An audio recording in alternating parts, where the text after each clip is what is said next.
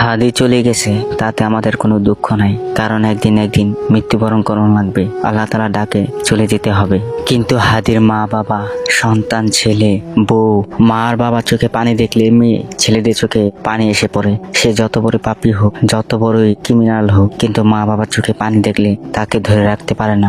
আমি আজকে একাত্মতা ঘোষণা করছি এই কারণে আমি আমার সন্তানের হত্যার বিচার চাই।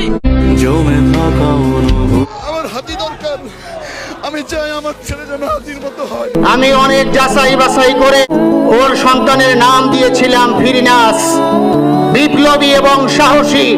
আমাকে ষড়যন্ত্র করে দুনিয়া থেকে বিদায় করলেন। ভাই আল্লাহ যদি আমাকে নিয়ে যায়, আমার বাচ্চাটার দিকে একটু খেয়াল রাখি। আর সেখানে চিন্তা করেন কিভাবে তারা নিম্নভাবে হাতি ভাইকে মেরে ফেললো, কিন্তু তার মা বাবা চোখে পানি দেখলে তার কষ্টটা ধরে রাখা যায়। কিন্তু উনি মারা গেছে আমি একটা ভেবে খুব খুশি হই, কারণ হাজারো মানুষের ভিতরে সেই হাজি ভাইকে খুঁজে পায়।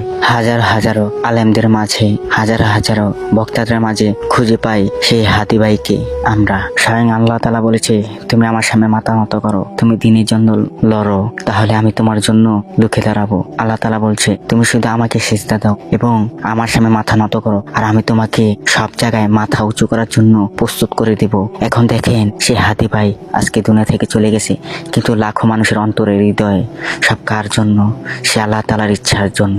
থাকুক আর কি করার, উনি তো চলে গেছে না ফেরার দেশে, ওনার জন্য দোয়া করবো ইনশাআল্লাহ। আর আমার সকল ভাই মুসলমান ভাইরা ওনার হৃদয়ে আছে, ওনার সকলেই ওনার জন্য দোয়া করব। শুধু একটু কি আল্লাহর কাছে দোয়া করি, আল্লাহ আপনি ওনার মা বাপকে এবং সন্তানকে, বউকে, সকলকে ধৈর্য রাখার তৌফিক দান করুন এবং সুস্থ রাখার তৌফিক দান করুন। আর আপনি হাদি ভাইকে আল্লাহ জান্নাত নসিব করুন, কারণ উনি দেশের জন্য জীবন দিয়েছে ইনশাআল্লাহ।